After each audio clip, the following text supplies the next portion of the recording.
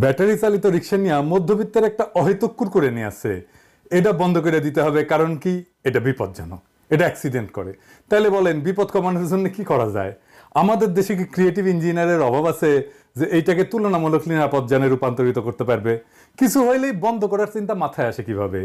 এত মানুষ এইটা চালায়, তাদের পেট চলে, তাদের পরিবার আছে, তারা খাবে কি, তারা কি করবে? আমরা একটা অদ্ভুত দেশ তৈরি করছি রে ভাই। হকার উচ্ছেদ করো, বস্তি উচ্ছেদ করো, ব্যাটারি চালিত রিক্সা উচ্ছেদ করো, যেখানে গরিব সেখানে জুলুম। কি মহা যন্ত্রণা রে ভাই। বাংলাদেশের দুর্ঘটনা কিসে হয় বেশি, সবচেয়ে বেশি? জানেন? জানা আছে 2023 সালে সবচেয়ে বেশি দুর্ঘটনা হয় সড়কে মোটরসাইকেল দুর্ঘটনা, 2031টা। মোটরসাইকেল তো কন্ট্রোল বেশি। আপনারা যারা বলেন যে ব্যাটারি চালিত রিক্সা কন্ট্রোল কম, তো মোটরসাইকেলে কন্ট্রোল বেশি, ওখানে কেন অ্যাক্সিডেন্ট হয়? তাহলে সবচেয়ে বেশি অ্যাক্সিডেন্ট হয় কেন মোটরসাইকেলে? অ্যাক্সিডেন্ট করে এটাই যদি যুক্তি হয়, তাহলে তো মোটরসাইকেল আগে তুলে দেওয়া উচিত, ঠিক কিনা বলেন? একটা সমস্যা থাকলে সেটা সমাধানের নানা ক্রিয়েটিভ উপায় আছে, সেটার দিকে নজর দিই। কিছু হইলেই বন্ধ, তুলে দাও, এটা ঠিক না, এটা করবেন না। আপনাদের ইনবক্সে পাওয়া একটা মেসেজ পড়ে শোনাই। ভাই, একটা কথা বলার ছিল, জানি আপনি আমার SMS দেখবেন কিনা জানি না, তবে আশা রাখি অবশ্যই দেখবেন। হুট করে হাইকোর্ট ব্যাটারি চালিত রিক্সা বন্ধের নির্দেশ দেয়। এতে আমার মতো লাখো মানুষের খারাপ সময় শুরু হয়ে গেছে।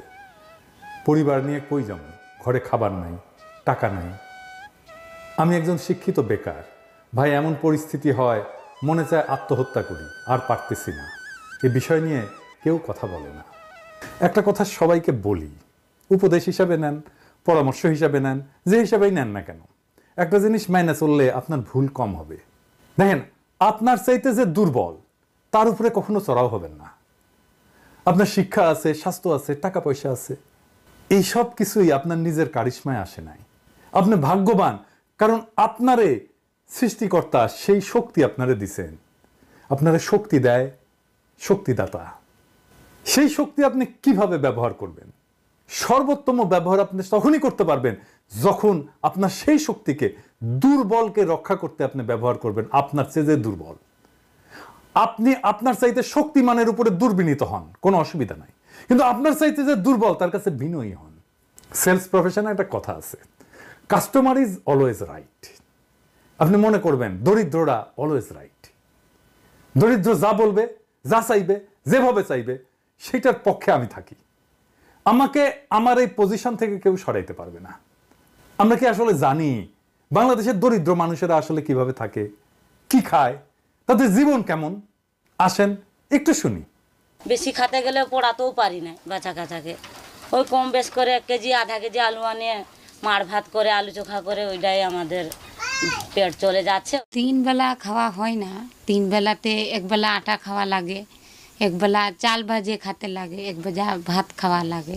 আলু আছে, ডাল আছে, বারো জাতের সবজি আছে, এটা দিয়ে পাক করি। মাংস টাংস খাওয়া হয় না। কিস্তিওয়ালা যখন আমরা 10,000 তুলি, তবে না খাইও কিন্তু 10,000 টাকা সপ্তাহের বোঝে কত কিস্তি আসে যেটা দিতে হয়।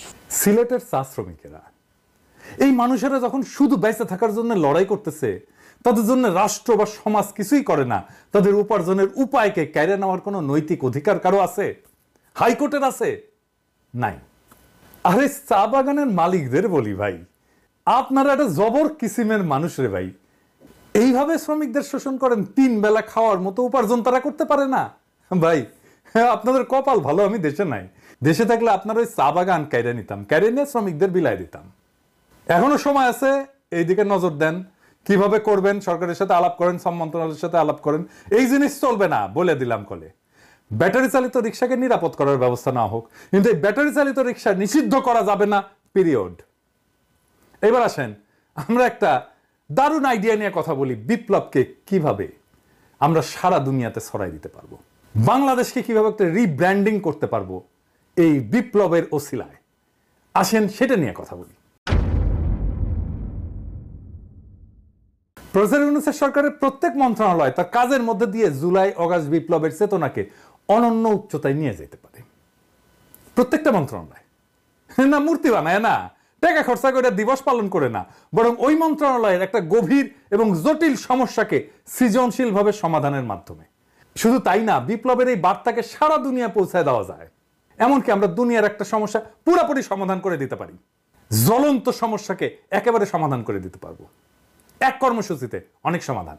এখন আমার ক্ষুদ্র ভ্রাতা আর ভগিনীরা কবে দাদার মাথা মুথা খারাপ হয়ে গেছে, বাংলাদেশ থেকে দুনিয়ার সমস্যার সমাধান হবে, একটা সমস্যা পুরোপুরি সমাধান, এটা কি ছেলে খেলা বললেই এলো?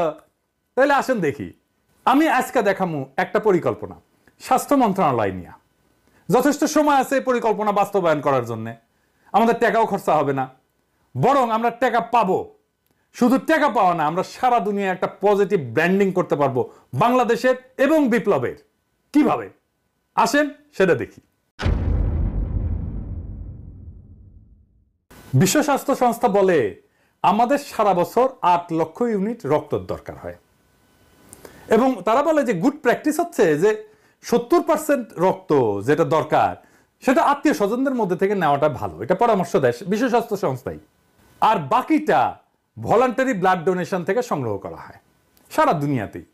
তার মানে 2.5 থেকে 3 লাখ ইউনিট ভলান্টারি ডোনেশন থেকে জোগাড় করতে হয় বাংলাদেশে। মেডিকেল ছাত্রদের সংগঠন আছে সন্ধানী, এই কাজটা করে। আবার বিশ্ব স্বাস্থ্য সংস্থায় বাংলাদেশ প্রসঙ্গে জানাচ্ছে যে একটা সুসংগঠিত রক্ত সঞ্চালন ব্যবস্থা বাংলাদেশে তৈরি হয় নাই। এটা আমার কথা না, বিশ্ব স্বাস্থ্য সংস্থার কথা। তাইলে আমরা একটা জাতীয় সমস্যার কথা জানলাম, এইটার সমাধান কিভাবে বিপ্লবের সাথে মিলায় আমরা করতে পারি। আমাদের কপাল ভালো, আমাদের রক্তের যা দরকার তা আমরা পাই, দেশের মধ্যে থেকেই পাই, আমাদের আমদানি করতে হয় না। কিন্তু দুনিয়ার কি অবস্থা? সারা দুনিয়ায় রক্তের চাহিদা 30 কোটি ইউনিটের একটু বেশি, সাপ্লাই কত? 27 কোটি ইউনিট।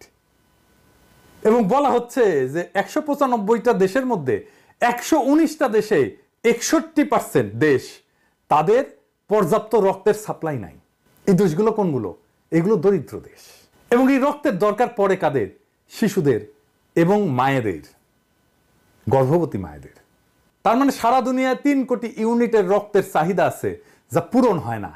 লাগে কাদের? আমরা দেখলাম যে এটা দারিদ্র পীড়িত শিশুদের, গর্ভবতী মায়েদের মারা যায় তারা ধুকে ধুকে রক্তের অভাবে।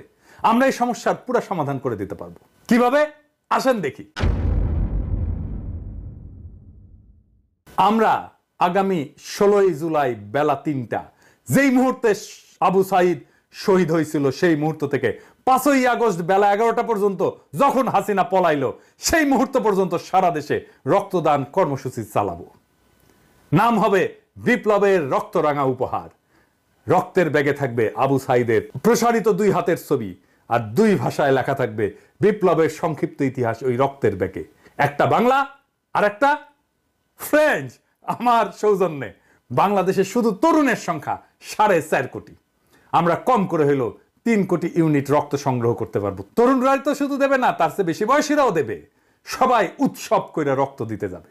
রক্ত দিয়ে সে নিজেকে কানেক্ট করবে 24-এর বীর যোদ্ধার শহীদদের সাথে। সে মনে করবে সে নিজেকে মহাজীবনের সাথে যুক্ত করছে। সেই মহাজীবন, যে মহাজীবন আমাদেরকে মুক্তি দিছে, যে মহাজীবন বিপ্লবের মাঠে, বিপ্লবের রাজপথে বীরের মতো লড়াই করছে, জীবন দিছে, আহত হয়েছে। একটা জাতীয় পুনর্জাগরণ হবে প্রত্যেক বছরে ঠিক বিপ্লবের সময়গুলোতে। এমনিতেই নানা অনুষ্ঠান কর্মসূচি হবে এই সময়টা জুড়ে। স্বাস্থ্য মন্ত্রণালয়ের এই কাজটা একটা সম্পূর্ণ ভিন্ন মাত্রা দেবে এই সময়টাকে। আমরা বিশ্ব স্বাস্থ্য সংস্থাকে বলবো আমাদের টেকনিক্যাল অ্যাসিস্ট্যান্স দাও। আমরা বলবো আমরা রক্ত সংগ্রহ করে দিচ্ছি, সংরক্ষণ করার ব্যবস্থা করে দাও, ক্রায়োপ্রিজার্ভেশন করার ব্যবস্থা করে দাও। এত লার্জ অ্যামাউন্ট রক্ত ক্রায়োপ্রিজার্ভেশনের জন্য অনেক লজিস্টিক্স লাগবে।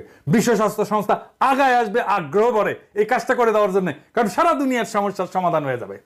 রক্তের এক্সপোর্টের রেগুলেশন আছে অনেক, আমরা বিশ্ব স্বাস্থ্য সংস্থাকে কাজে লাগাই, এই রেগুলেশনগুলো আমরা ইমপ্লিমেন্ট করতে পারবো। আমরা টাইম পেলাম অনেক এই সব কিছু করার জন্য। আমাদের তরুণদের একটা চেক আপ হয়ে যাবে, কারণ রক্ত দেওয়ার আগে একটা চেক আপ করতে হয় ম্যান্ডেটরি। কি কি? HIV, সিফিলিস, হেপাটাইটিস সি আর বি, এ টেস্ট হবে। বিশাল একটা স্ক্রিনিং হয়ে যাবে সবার মুফতে। অবশ্য ছাত্রলীগের খাইস্টাগুলো ধরা খাবে। ডাক্তার এসে কবে এই এদিক আসো, সে কবে কি হয়েছে ডাক্তার সাহেব, কবে তোমার তো সিফিলিস, তুমি ছাত্রলীগ করো।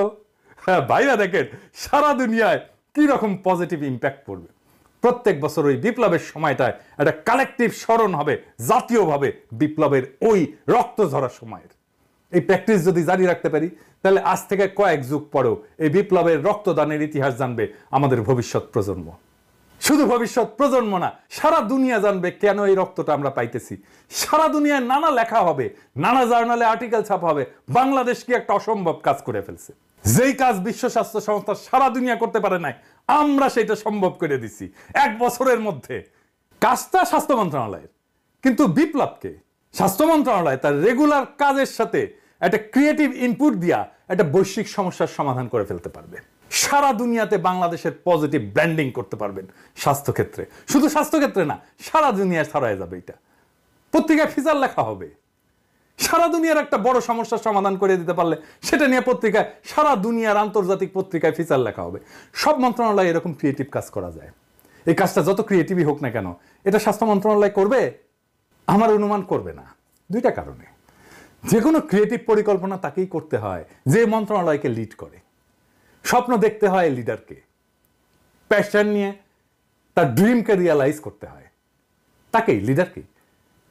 করতে পারলে এই পরিকল্পনা বাস্তবায়ন করলে ভালো, আমি তো খুশি, আপনারাও খুশি। না করলেও অসুবিধা নাই। আমার ক্ষুদ্র ভ্রাতা আর ভগিনীরা দেখলো, ওইটাই আমার লাভ। তারা শিখলো আউট অফ দ্য বক্স চিন্তা কইরা কিভাবে দারুণ সব পরিকল্পনা করা যায়। আমার ক্ষুদ্র ভ্রাতা আর ভগিনীদের মধ্যে কেউ কেউ যখন ভবিষ্যৎ বাংলাদেশের কাণ্ডারি হবে, সেই দিন তারা হয়তো আমার এই আজকের এপিসোডের কথা স্মরণ কইরা দারুণ দারুণ সব পরিকল্পনা করবে। সেই দিন হয়তো আমি থাকবো না, কিন্তু ওই পরিকল্পনার মধ্যেই থাকবে আমার আজকের চিন্তা। ওইটাই আমার অমরত্ব, ওইটাই আমার কালেকটিভ মেমোরিতে বেঁচে থাকা। আমার আজকের ভিডিও আজকের স্বাস্থ্য মন্ত্রণালয়ের জন্য না, আসলে আজকের ভিডিওটা আজকের সেই তরুণদের জন্য যাদের মধ্যে থেকে আসবে আমাদের আগামী দিনের স্বপ্নের সেই রাজকুমার, যারা আমাদের মতো শুধু নিষ্ফল স্বপ্নই দেখবে না, যাদের সেটাকে বাস্তব করার হিম্মত থাকবে। ইনকিলাব জিন্দাবাদ।